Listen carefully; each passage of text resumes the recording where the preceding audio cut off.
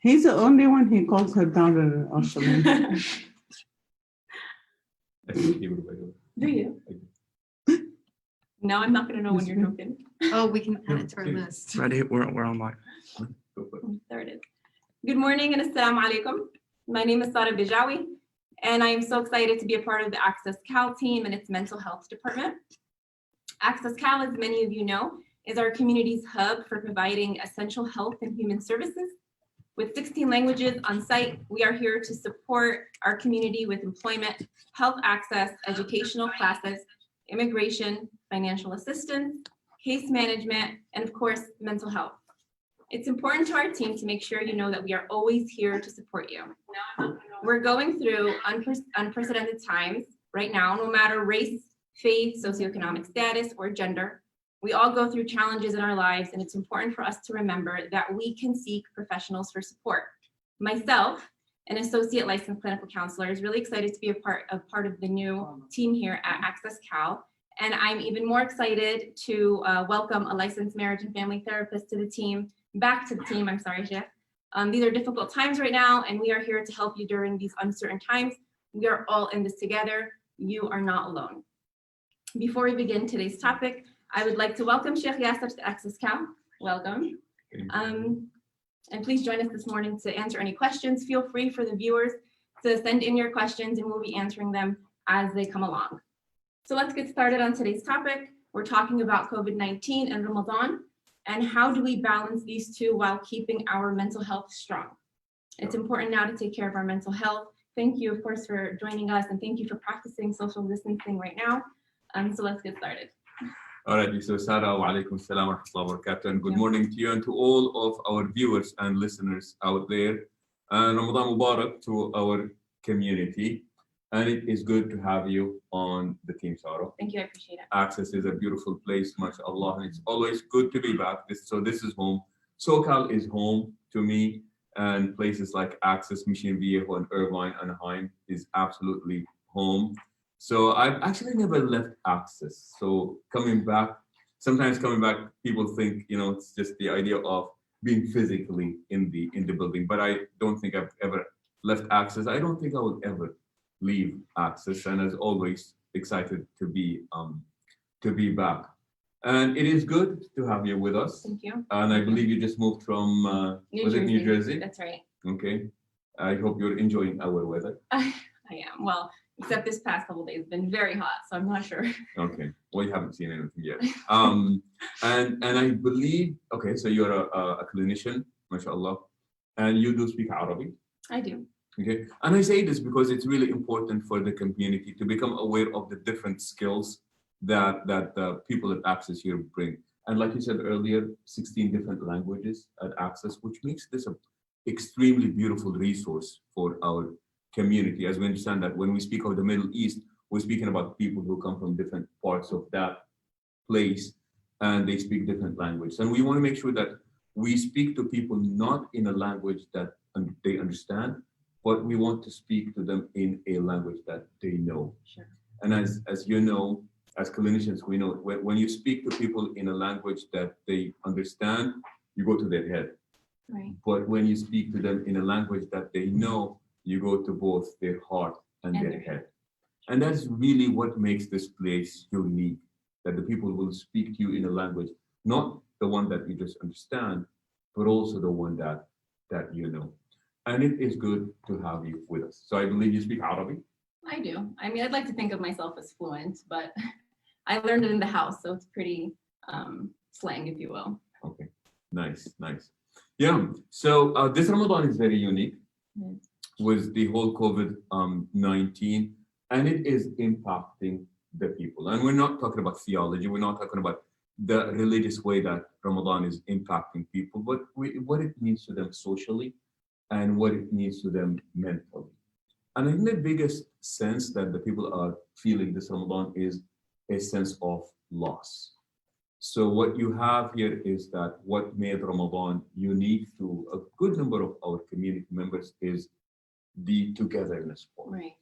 And as you know, that there are different aspects of togetherness. And right now, it is the physical togetherness that the people are actually deprived of. So there is no going to the mosque. The idea of having people over is not really happening. Families and neighbors getting together, potluck iftars are not happening. The community iftars are not taking place. And these are the different aspects that really made Ramadan a very unique experience. And at this point, people are saying that we're not getting any of this. Right. And if you add to it also, the sense of loss is even more for the people that really depended on Ramadan for their outreach, for their engagement, or for their connection with the community.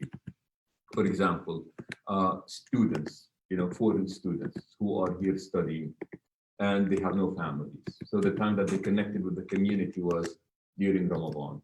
Single people who are away from their families are in some different state, and they are here thinking that Ramadan is when I connect to the community. That is no longer the case. True. You have got the new Muslims, who recently became Muslims, and that was their time that they're going to join the community. And then unfortunately now they do not have that ability, and so on. So there is really, really a great deal of loss that people are feeling. That's And- right. That actually speaks like very personal to me. Like I can just say from my own experiences, recently moving here from New Jersey, it's been really hard to connect with the community. So I was looking forward to Ramadan to approach so that I can enjoy Taraweeh with other Muslims and be a part of the community and get to know other people. And so since this situation has taken place, I feel like I missed out on that opportunity. Oh yeah, and here's the thing. To many people, sometimes these religious institutions and gatherings is truly to them a second family. This goes to people who go to church, people who go to the temple, people who go to the synagogue. To them, their religious community is truly their second family. That's where they're going. And I remember, few weeks back it was Easter Sunday, and Easter Sunday is a big deal in the in the Christian community. Sure. And then here you have God in the Vatican, the Pope. There is no one there. So even that community, because of that sense of togetherness that was so vital for them, people would want to be at church, they would want to have their gatherings. That is also not taking place. So it is this idea of we can no longer be with family that I think is the most visible to people at this point with this whole COVID-19. So you've got that type of a loss, just that togetherness. And of course, within the Muslim community also, what makes this unique is when you are a religious minority, you get Ramadan as that month that, To shine and be together. exactly, it is when we show up and we are together. And There is- recharge our community and be together. Precisely. And that is no longer the case. Sure.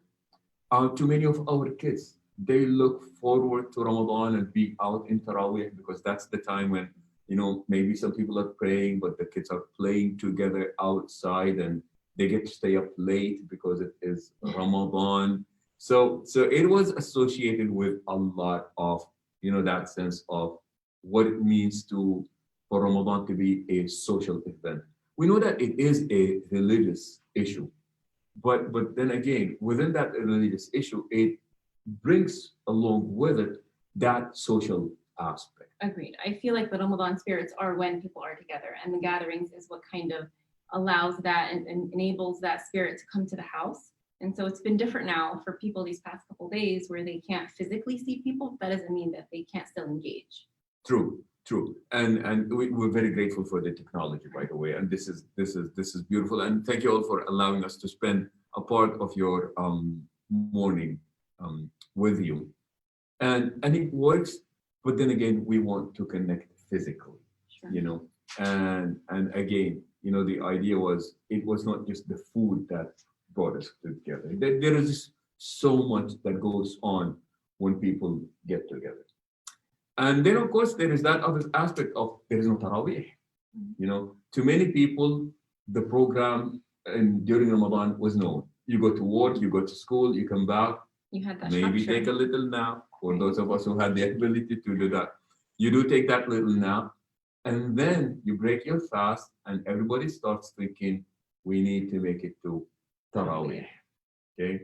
And now, there is no making it to Taraweeh. There is stay at home, and please do continue to stay at home. And so there is that loss. Now, that loss invites other issues.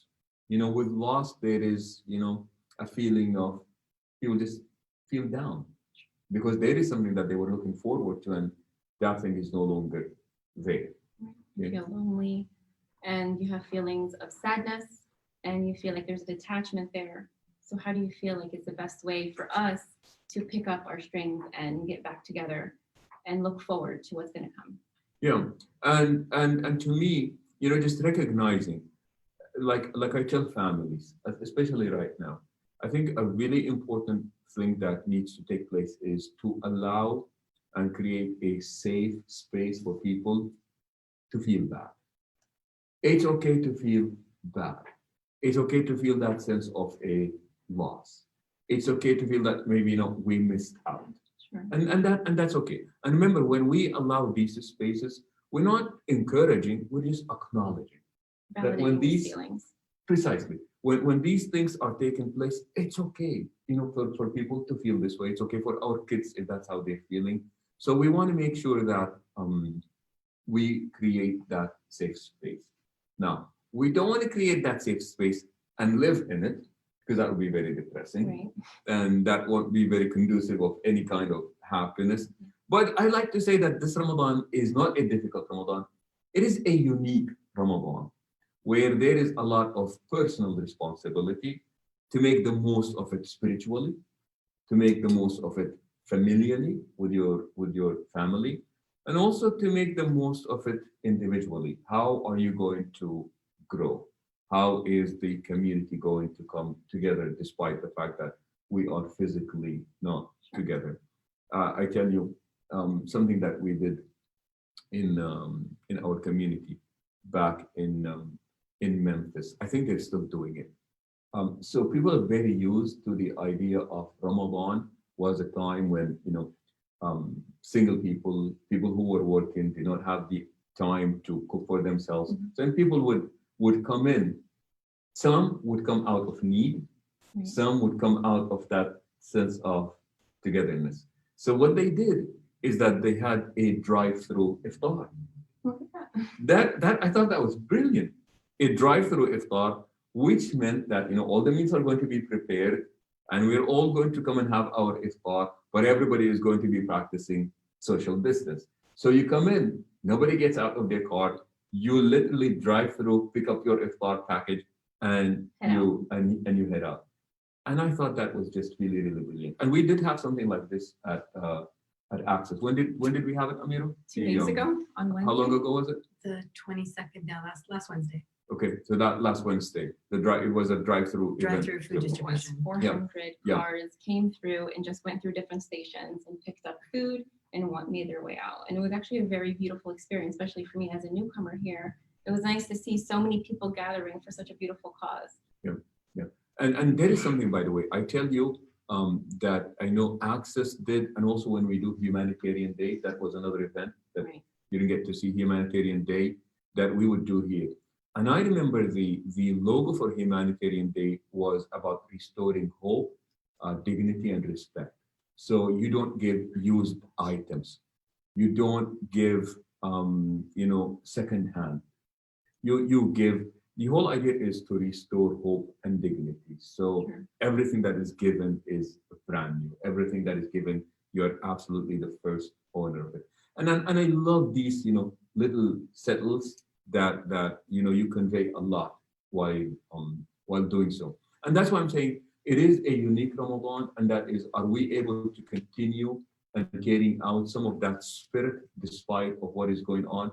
And hopefully this is what's taking place. For sure. Thank you for sharing that. Actually means a lot, and it brings a lot of light to the situation, especially because this year, like you said, it is a unique Ramadan, and we didn't really have too much time to plan because the virus just took place 2 months ago.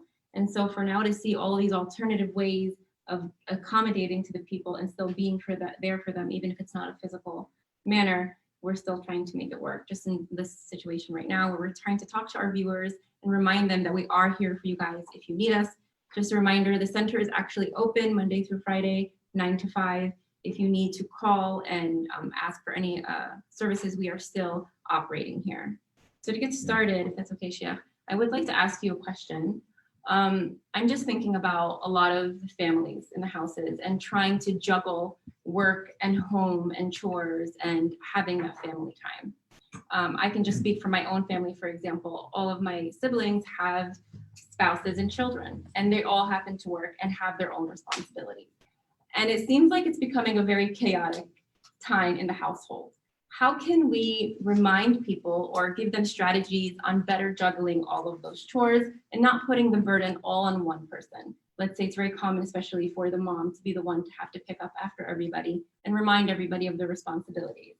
How can we allow families to remember what's important and put things in place? Yeah, and that is really a good question. And I think that what you said about your family is said about my family, Right. and I'm very sure many people can relate to what has just been uttered right here.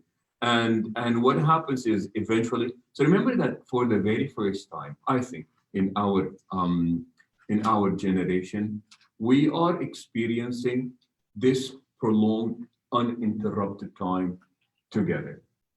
And just to let you in a little bit of our business as therapists, by the way, I don't know if you know this or not, but therapists get the heights of their business is during the summer and spring breaks, because Everybody's off. exactly, and that's what's happening.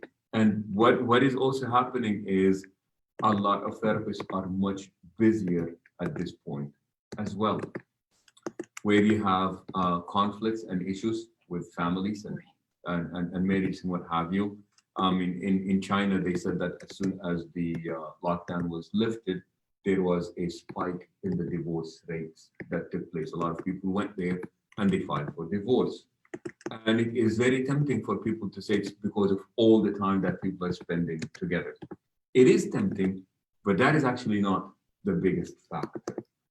They say that time accelerates the trajectory of where the family was heading anyways. Meaning that if the family was not doing well and maybe divorce was coming in about 2 years, this prolonged, uninterrupted time only accelerated the already trajectory or direction that that family was going to. So instead of like getting it brought it sooner. exactly, so instead of the divorce taking place in 2 years, it is just taking place now in 6 months. And by the way, it doesn't have to be all that. If people were planning on having kids in 2 years from now, what happens now if people are having the kids sooner as well? So it is really about where that family was going through. So what happened is the prolonged uninterrupted time is bringing up many issues. And when I say it brings up issues, this is not bad. We have this idea of a perfect family is a family that is trouble-free family. They don't exist. There is no family like that. What we're hoping for is for the family to recognize where the issues are coming from and making sure that we have the proper tools to address them. And that's really what we are working on. So for example, the question that you asked, what do you do about this? Say, communicate, and then communicate. Communication is key. Exactly. People have got to be able to communicate about these things. Okay. So it's really important and it's very crucial. The minute you see that there is no balance in that in the family system, or the burden is on one person. Okay. So what we do is yelling won't resolve it. Domestic violence and physical violence won't resolve it. Abuse of any kind will not resolve it. It all begins with this idea of we have got to start by communicating. And that's why I said, remember about the whole idea of creating a safe place for people to be. And when we do that, we are acknowledging and we're not necessarily encouraging what is going on. So it's okay, for people to come and feel this way.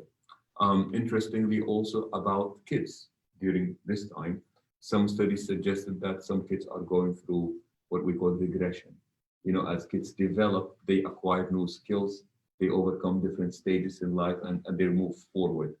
But because of what's going on, the stress that they're feeling, what they are finding is that some of the kids are actually regressing back. So bedwetting is becoming an issue, even though say, we thought we were done with this 6 months ago.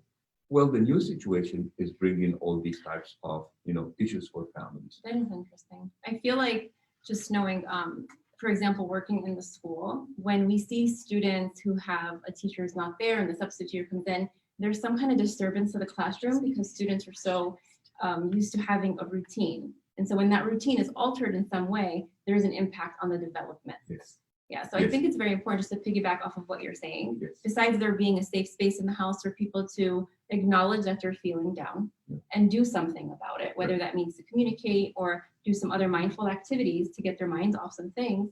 I think it's also important to have some structure in the household so that people have a routine and foster to that. Yeah. For example, right now, our talk, when we were trying to logistically fit it in our schedule, we were thinking about things at home. Students might be still working in the house right now on a Monday at 2, for example. So we figured hopefully on Sunday at 11, they'll be wide awake and able to view our talk. Yeah. And like you said, kids love the idea of predictability. Right. We thought that routine was boring.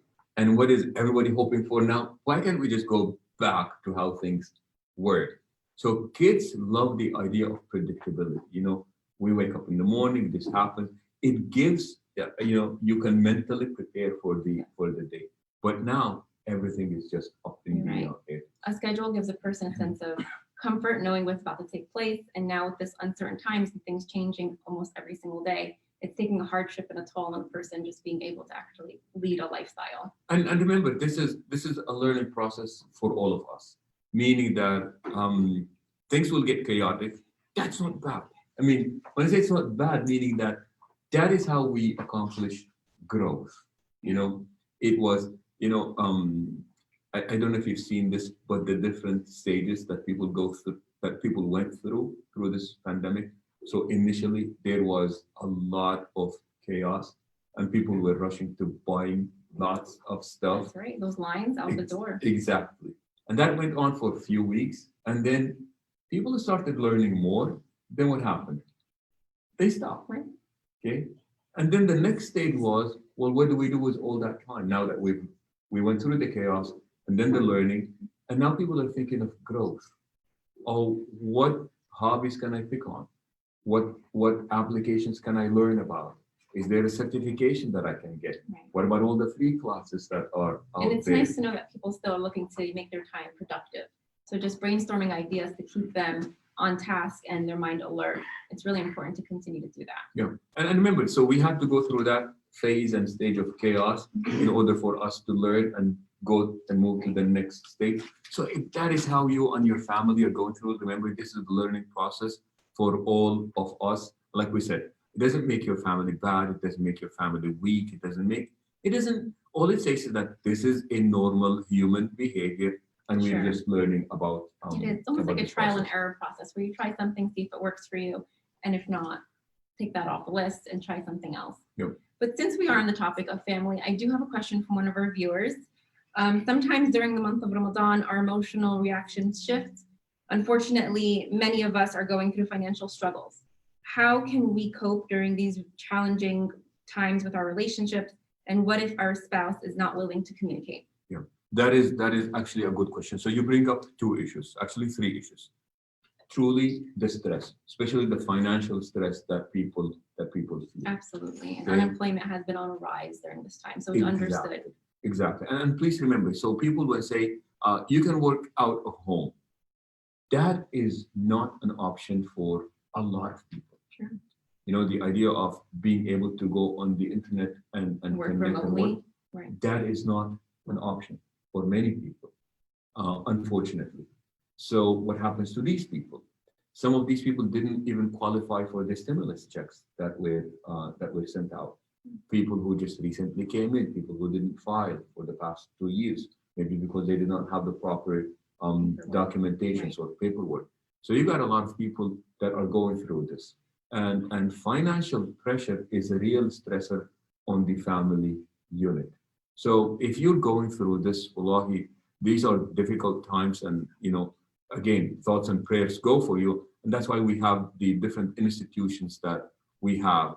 Some people can reach out to the mosques, some people can reach out to the church, some people can reach out to the different agencies that are in the area. And that's why it's very important that people collectively come together. And addressing the Middle Eastern community here, please keep in mind that what makes this culture unique, or part of the uniqueness of the culture, is the togetherness. So please do check on each other and ask about each other and how people are doing. And I can tell you, as a therapist, one of the very few questions that I ask, not few questions, but important questions that I make sure that I screen my clients for is there any excuse me, financial pressure on the family? Because that will have consequences. Right. People want to make sure that they're able to at least physically and financially take care of their families. And if they're not able to do that, then that can create a huge stress on the family. Absolutely. People are obligated to have the responsibility to care for everybody in the house. And when they feel like they can't make ends meet, it takes a toll on them. And so just to answer and to piggyback off of what Sheikh Yasser is saying, to answer that question, if couples are having a tough time communicating with each other, for example, do keep in mind that Access California does have a mental health department, and we do offer couples counseling, and it is actually free of charge. So if you need somebody to be there and mediate or come in between to kind of link that line of communication, please do remember that we are here for you and we are inviting you in, even if it has to be a virtual counseling session or a telephone conference. We will try to assist as best as we can. Yeah. Actually, it's not even if it has to be. This is the only way that we are That's right. doing the counseling. Unless we put our masks on and we sit far away from each other. at this point. But interestingly also is, I think the word irritation was mentioned, which is one of the classical symptoms of depression. When people are they've lost out on their routine. Right. So one of the symptoms of depression is that people have very little tolerance for irritants. They're easily irritated. Right. I think in Arabic you would say that بيتخانق مع دبان وشه. I think would be the way that they would Right. the way that they would threshold say. is just this high. Exactly. Once it reaches it, So everything is going to be literally everything can potentially turn into a hot mess. fight. Right. Okay. So what we want to say is that, look, and it goes back to this whole idea of it's okay to create that safe space where people are given the opportunity to feel bad. Remember, we're not encouraging, we're just acknowledging that something like this might happen. So if a family member is unwilling to communicate, sometimes we may need to change our strategy of how I get you to talk. Sometimes I may need to change the times. Maybe now is not a good time. Maybe we can do this later on. And sometimes, like you said, a professional intervention is actually really helpful. Sure. And what we see ourselves, in my experience at this time, what I see myself doing a lot nowadays is that I'm playing the role of a mediator between family members. And sometimes I see also my role as the translator. Right. People may say this, but that's really what they meant. And you understood this, but that's really what I meant. So I see myself doing that translation. And that's why it really helps to have that third, professional intervention if you need to.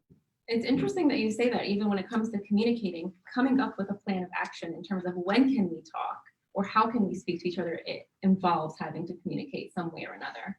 So it's really important that people understand that communication, like Sheikh Yasser said, the 3 points are communication, communication, communication, and being able to actually converse your feelings and talk about what's going on and inviting somebody in to help relieve that. Yeah, and I think, just while we are on it, just give you like quick tips on that, just to keep in mind. So remember, point number 1, the person is more important than the point.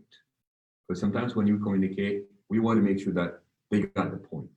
Well, what good is the point if you lose the person? Right. We just want to get their message across. Exactly. So sometimes it's okay to just, for right now, save the person, make the point later on. So please remember that the person is more important than the point. And I really, really believe that in times like these, being kind is more important than being right. Sure. Okay, it is the cousin of the first point, but I think it's really, really crucial that we practice these things. And number three also is this idea of what makes us good communicators is not our ability to speak. It is rather our ability to listen so that the other person feels that they are understood. Absolutely. So good communicators are actually better listeners. Sure. They're not better at speaking, Great. Thank you for which that. I think is really, really Right. crucial. For sure. And while you're listing actually some tips to help people understand the importance of speaking and being active listeners, you actually are transitioning us into our second question, which is how can we overcome the loneliness? Do you have any tips to help our viewers here in developing ways to better cater their loneliness? Yeah. And that is actually that's a real topic. Absolutely. And it's a real issue for many people. It's very common. Yeah, especially the elderly. You know, some, and I can tell you this as a person who went to the mosque regularly, you know that some of our older congregation members, the only outing they got of the day was when they came to the mosque. And right now, they are deprived of this. So their feeling of loss is even mounted a lot more than the average person. You have got people that really lived alone and they were lonely, but they had the opportunity to go out and do and carry out some activities that would bring that kind of a sense of togetherness or belongingness to them. And that is not a possibility for a good number of people out there. So please remember, what makes this community a unique community is that people check on each other. You know, we had a nice program with Access, if you remember, when we actually, so the county did a study, and they found out that a lot of the elderly in the county are actually disengaged. So they came up with this program, the outreach and engagement. And I remember part of what we did is that we had a hotline that people can just call in. They didn't need counseling. They did not need, but they just wanted to talk to somebody, just somebody to check on them and see how they are doing. And you know, you say, really? Some people are that lonely? Some people are really that lonely to the point that they do not have anybody to talk to during the day. It reminds me of a story that I read years back in Florida. They found out that senior citizens were coming to the bank to do a lot of nonsense transactions. You know, take $15 from this account, $7.50 into that account, Right. give me $2 in change. It was like absolutely meaningless. It was a way the for them to bank- get out of the house. and the bank is just going crazy. It's like, what is going on here? And they found out that this was the only time that the senior citizens were coming out and communicating to people. So what did the banks do back there? They said that you can come up and talk to the teller twice a month. Otherwise, we're going to charge you to come and speak to the teller. But just gives you an idea of how lonely people can get. So please do your part. You know, one thing that I like about this, about what's happening, I am in favor of sharing good stories. You know, when people wake up in the morning and say 50,000 people have died, and absolutely, that is a big, huge loss. Absolutely. You know, 600,000 people are now infected. And that is, again, a great loss as well. But constantly being bombarded with this type of message, I think it just drains our energy. And I really make it a point that please make sure that we also share good stories. Like, you know what, the good that is coming out of people as a result of this. You know, the people are just reaching out to their neighbors, Right. knocking on their doors, offering a meal. I'm just checking on you. I know you cannot drive. I know you are within that segment that is at a higher risk. Your immune system is compromised. I know you're going through your chemo or your radiation. What do you need? You know, I'll get that. I'll get that for you. That phone call, please do not undermine. These little things are absolutely, absolutely crucial. So please reach out. And also for the for the people who are feeling this way, please do not be afraid to reach out. And sometimes we do welcome people checking on us, but it becomes a problem when we don't have people checking on us. Absolutely. And again, so please do not feel bad for reaching out. I like to tell people that it's also okay to enjoy your company. I don't know if you enjoy your company or not, but I actually do enjoy my company. Sometimes I miss me.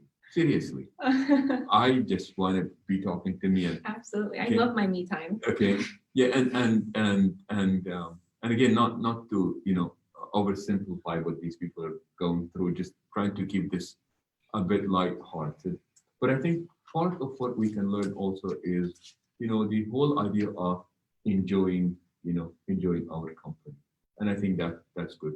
And with all the opportunities, I think we have the ability to keep ourselves busy in a meaningful way where we can practice growth and development as well. And I'm so grateful for all the people who made so many books available for free. The universities that have made so many of their courses available for free. There's so much And to Audible read. books are Yeah. also free to get online as well.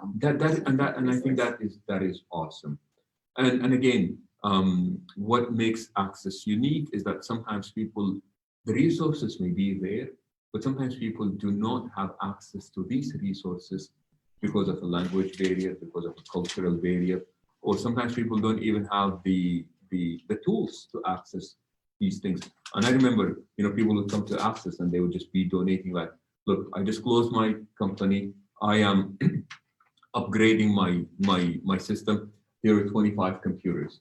Please make sure that people can use them because they're still good. Right. And I remember take them, refurbish them, give them back to our community members. And I thought it was just really, really beautiful. And that's what I mean by saying, sharing these good stories that are taking place. Yes, absolutely. We do have one more question. Is it okay to pray Tarawih virtually with others? Hey, now you're getting into theology, by the way. So I know that's been a question that has been going Yeah, around. it is a little off tangent. Okay. And here is what I think people mean. So sometimes, they would have a Taraweeh that is being held at the mosque, where it's just the imam that is leading the Taraweeh. So what they're saying is, can we do what we're doing right now? Turn on your computer and follow along with the imam. And at this point, unfortunately, the answer is no, because part of the whole idea of the masjid is a process called Ittihad al-Majlis, and that is people having to be in the same setting. And at this point, we really do not have the same setting, but it will be a beautiful way to practice Taraweeh, praying Taraweeh on your own. You can follow along with the imam as long as you're not praying with them. And I know they did this last night at ICOI with Sheikh Ibrahim was reciting, for example, and people were following along with him. But please do your prayers on your own with your family. Thank you for answering that. One last question. Do you recommend a routine to keep ourselves mentally strong as we are all home and fasting? That would be an awesome idea, especially if it is a healthy routine, keeping a room of flexibility. Okay, so when we try to create that routine, because like I said, the uninterrupted prolonged time, I think it's very crucial, and I think it's very important that when we do have that routine, that we are able to say it doesn't have to be by the minute. Right. So there's going to be that flexibility. And what routine does also, I think, is that it makes the day more meaningful, and it is not wasted. And there is actually a plan. In place, absolutely. And just to answer to that as well, I mean, there is flexibility throughout your day, but if you're like me and you're very detail oriented, knowing there's about 14 hours of fasting and you need time to cook, while time to do work and time to do other things, then creating a routine, even having a bulletin board up on your wall where you organize your tasks, that's okay to do too if you need that. But I don't know if Sheikh Yasser, Nice. you're going to give them actual schedules here. No, that is actually nice. I know you said it was the last question, but I really want the community to get to know you, since you are going to be our therapist here, or one of our therapists in the area. I know you said you're from New Jersey. Yeah, I just moved here a couple months ago. Okay, congratulations. Thank you. We forgive you. And then also the other thing is, I know you said you speak Arabic. I do. What is your background? Where did you learn that from? Well, so we're Palestinian American. I was born and raised here in America, but my parents are both Palestinian. Okay. And the majority of my work is actually in school. So I've dealt a lot with counseling with adolescents. Okay. And so here working in a community, I'm really excited to work with our elder population, as well as couples and families at large. Beautiful.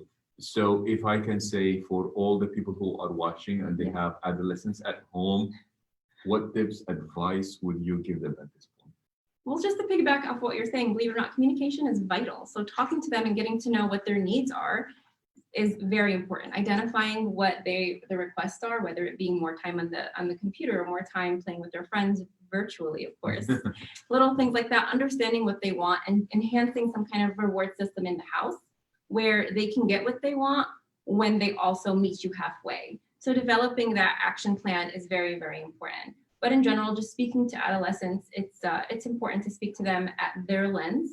And so if there are anybody there watching that maybe needs somebody to talk to and mom and dad are not able to hear them out, come on over. I would love to hear you, the youth. Absolutely. We are here to help the youth and we invite everybody for sure. Nice. Thank you. So when you said you worked at the school, in what capacity did you do that? School counseling. Okay. So there was a lot of different responsibilities within the role, besides helping them with their course selection and making sure they pass their classes.